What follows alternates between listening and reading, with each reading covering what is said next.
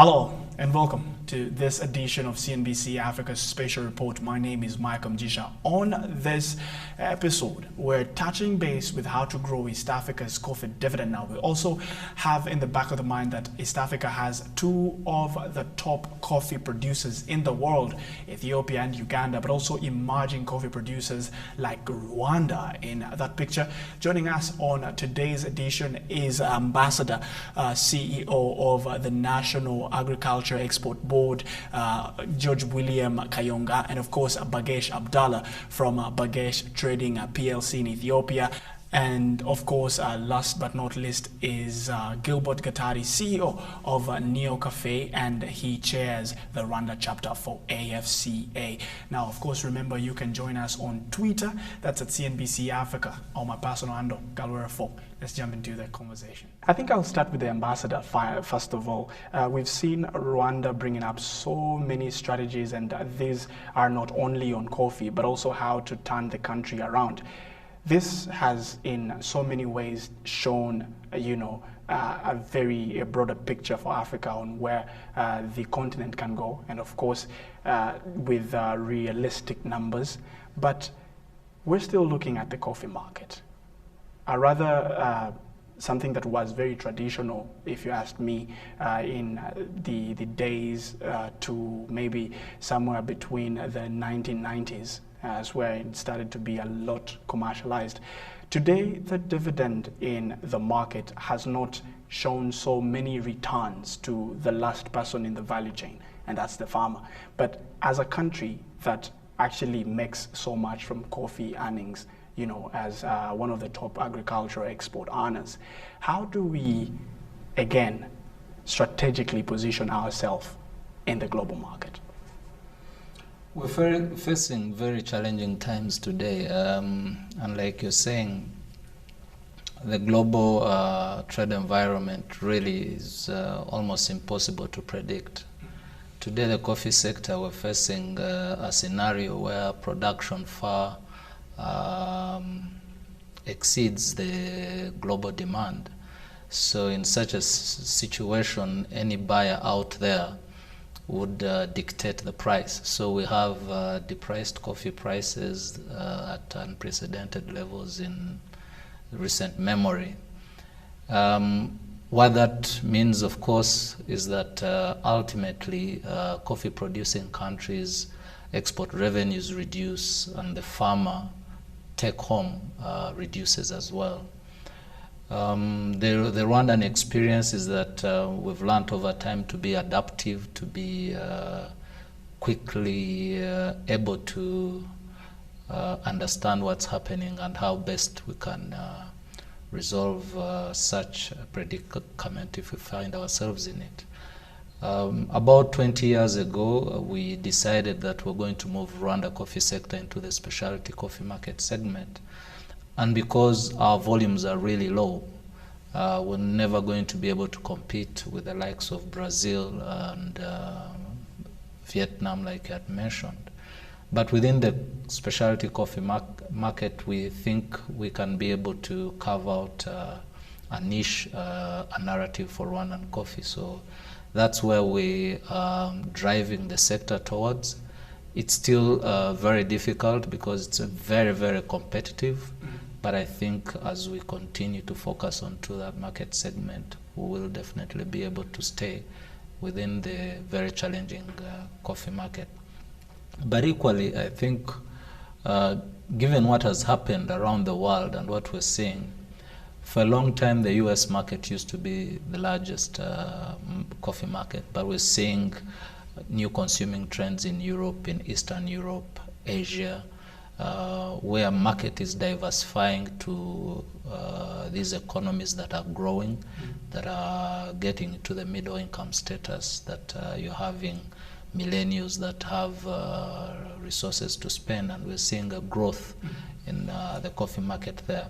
So we think as Africa, this is an opportune time to start investing in the coffee market in Africa, because that's the normal trend. In the next 20, 30 years, the middle income countries that will be coming up will be in Africa. the middle income earners between 25 and 35 will be in Africa. So we need to develop that market. We need, as governments, need to come together to understand these new trends and to come up with policies and strategies. Thank you, Ambassador. Now, moving on quickly. Mr. Abdallah, of course, we understand that when you look at the consumption share for Africa's market, Ethiopia is leading. And when we look at the production, the same thing is happening. But when you see prices of coffee on the market dropping significantly, just because one or two countries that are leading the pack are producing in bulk, how much does this go down to hurt the economy? The coffee market is inherently volatile, and there is what is known in the coffee industry a typical 5-year cycle, which means that when the prices drop like they have now, but in fact I would like to remember that it can get much worse. 20 years ago we have seen, today the New York C market is around $1. We have seen 39 cents, so it can still significantly go down. Which is a scary thought, but hopefully maybe not this time around. But when the market drops like this, typically most farmers stop planting and stop, let's say, taking care of the farms. And so in a very methodical way, that impact reflects itself in 2, 3, 4 years' time with a lower crop, which ends up creating a boom in the market. So typically we can expect that in 3, 4, 5 years we should see much higher prices. But the answer is not to survive the low prices and then make some money in the high prices. The answer is what the ambassador and what Rwanda is doing, which is to target ourselves in general to the markets that pay better. In Ethiopia, we have the challenge and the benefit of being one of the highest consuming countries. The challenge for the government is that to get the foreign currency that is much needed for the economy, the exports are more desirable. And yet, when prices go really low, what protects the farmer is the fact that we have a local consumption that doesn't allow the prices internally to drop as much as the world market drops. So it sort of protects the farmer.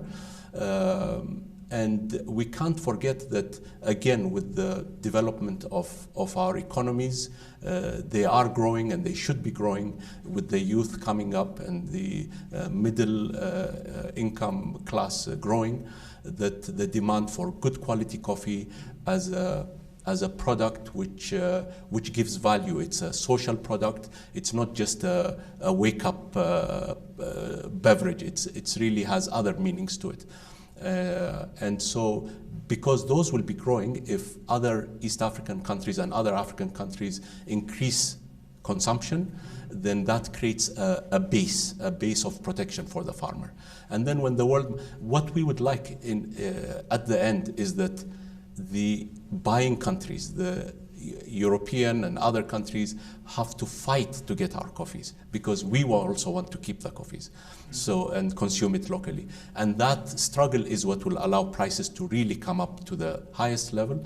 And then what would end up is that when we do go and approach it from the specialty angle, then we would get definitely the values. I heard that one of the achievements is that in China that there is Rwandan coffee now being sold as a roasted product. I think that's the direction all of us have to take. But one of the other things that we have to take care of while trying to achieve the specialty, because it will not happen in 1 year, is that our government policies and our structural systems of normal trade, not of specialty trade, but of the normal trade, have to be transparent and fair and equitable throughout the chain. And this happens by proper regulation, proper management of markets within the country. like auctions and exchanges. What I'm seeing here is that, of course, the East African nations, which are by far the biggest producers of coffee in the region, are looking at specialty coffee. And of course, I want to bring this to Gilbert. You, as the chair of AFCA here in Rwanda, the chapter, you're looking at specialty coffee from the heart of Africa. But now I want us to look at the what he was saying, right? We are still relying mostly on commodity markets, and these are not necessarily, the price is not decided by us, the small producers. But as East African countries are looking to go middle income, at least in the next 10 years, how do we bank on this particular segmentation of the population to see even more local consumption on that? And it's coming to you because you're also an owner of a cafe, Neo Cafe. So tell us about that. No, absolutely. I think the key thing here is first realizing that it's important for us to have local consumption. Ethiopia, culturally, naturally, historically, they've had that. You look at a country like Rwanda, that we don't have it within our culture historically to drink coffee, so it's rather new. And so one of the things that I think the government of Rwanda through NAEB, but beyond the government, we as entrepreneurs are seeing an opportunity that we need to bank on, and which is local consumption. You're seeing a lot more new cafes popping up. If you go to any supermarket in Kigali today, you'll see a lot more roasted brands on the shelves than you've ever seen in Rwanda. So there's definitely an interest from entrepreneurs. There's definitely a growing population of millennials, whether it's Rwandans that are young and living here, whether it's Rwandans who are returning from wherever it is that they went to school or used to live. And this is the population that is changing this, and they're interested in having a cup first thing in the morning. But it's 2019. People don't just work in offices, people work in cafes. This is where meetings are happening. People are working behind their laptops at a cafe. And so we see the trend growing. I think it's definitely something that we need to work much more on. And it's important to realize that, and I think Abdallah mentioned this, it doesn't happen over time. And it requires a little bit of training, opening up to people and say, you can try this coffee without milk. Like, huh, what? Slowly, then people say, so it's actually tasty. So these are some of the steps that are being taken, but I think that's where we need to go if we are to challenge the pricing issue, so that we increase the local consumption within our countries. And we're seeing it in Kenya. There's an enormous increase of local consumption in Tanzania. So we're starting to see that, and I mean, absolutely. You just walk around. I mean, it is a coffee conference, but you'll be amazed at how many people are walking with a cup of coffee, which is something that you never would have seen years, or even at our cafes, for example. So it's happening and it's changing, and I think it's very good for us. All right, of course, you're definitely touching base with that particular conversation where we're seeing a little bit more of an increase on coffee consumption, be it locally or in the global market. We also understand by 2030 that the market is actually going to grow so much that we need to be ready for that. Honorable Ambassador, how are we seeing countries in the East, here in East Africa? Of course, there are so many of them, but how are we seeing the heads of states or the government agencies that are responsible for this particular, cash crop or agricultural exports, bringing in policies that actually can make a smoother environment for this particular thing? I think first and foremost, what's happening globally is going to influence the local policy formulation. What we're seeing is that the growth in production in Brazil and other areas is coming alongside increased yields at a lower cost. So what's going to happen most probably is that the smallholder farmer involved in coffee is going to increasingly be under pressure. We don't see that changing very soon. So coming up with policies that are going to protect the smallholder farmer will ensure that they stay in the business long term. So that has to be a deliberate policy. The challenges that we're facing today with increased production, yes, there could be increased land that is being put under coffee, but land that is consolidated, that is using high-yielding varieties, that is using technology, that is bringing down the cost of production. So that is going to be an increased exert pressure on the smallholder farmer, whose cost of production actually continues to rise, who most probably do not have the extra land to put under coffee at such depressed prices. So policy to address that mismatch, first and foremost, is going to be critical. The second thing that we see that is going to have a big challenge is climate change. With climate change, we're finding increased pests and diseases attacking the coffee plant. So equally corroborating across East Africa, having a common policy on how we can share research on drought-resistant varieties. Are you currently working on that? Yes, there's a program under the East African Secretariat that concerns coffee alone, and but there's also a framework of cooperation between the East African countries that covers transboundary disease control and pest control. So that is already existent under the framework of cooperation among the East African countries. I want to bring Bagesh in this conversation. Of course, we saw the El Nino coming in, and of course severe floods destroying a lot of crops and drop in coffee production there, but also even more on the disease side. How do we see the private sector being involved? Because, I mean, we don't necessarily have to put this on the government to be the one leading all this conversation. So how do we see private sector involvement with a day-to-day basis with the farmers to ensure that at the end of the day, we don't see so much of this drop in coffee production hurting even the businesses that we run or the general economy? I think the challenge we have is that what is the domain of the government and what is of the private sector, and what is that logical separation? Is there a synergy there? Yes, and the synergy too.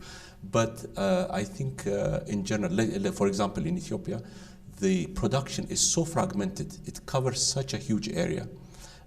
Millions of farmers selling to tens of thousands of middlemen, and then those bringing it to our, let's say, centralized marketplace, which is the exchange market, to a few hundred exporters. So when you look at that flow, you say who at which level, and each one of those chains is fighting for survival. So I think the policies and the structures that are created by the government have to enter the 21st century, which means we can't be thinking about the old way of doing things and waiting for one person to do one thing and the other to do the other thing. So we as the private sector shouldn't be waiting for the government, but the government also shouldn't bank on the private sector to get ready and build up the capacity and go hand in hand with the farmer, because it's so fragmented. One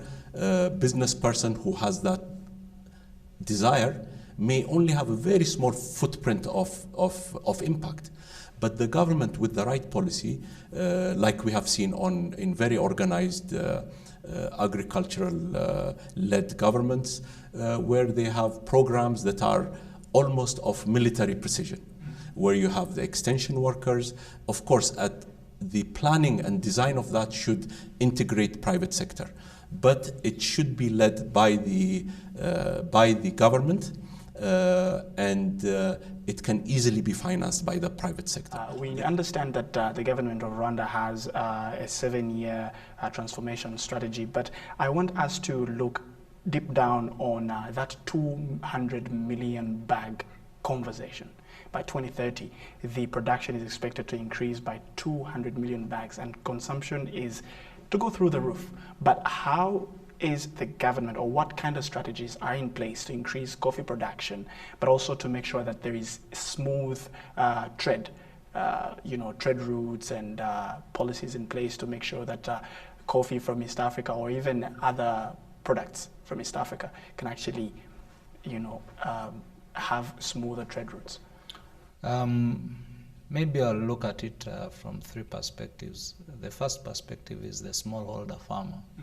So in increasing production really is to see that farmer that is going to survive in this difficult period, how can they increase their yields?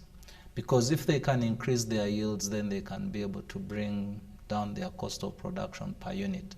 So ultimately, it has to be an issue of economics if they are going to survive long term.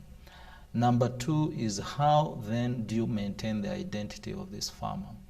How is it that that farmer can get known along the value chain, and how can we build some value for them along the value chain? And lastly, how can we get to the market directly with a final product? So be it the global market, be it the African market, we need to find a way that we have a presence in that market, and that the Rwandan coffee can get to these markets as single origins, or even if it is a blend from Rwanda. That way, for the volumes that we're producing, which is a small percentage, less than even maybe 1%, but how can it have an identity in the global market? So to a large extent, I think those are the three things that we're going to focus on in the next 20 years. And I just want to bring Gilbert in before we definitely close this. It's still on the same thing, trade routes and international markets.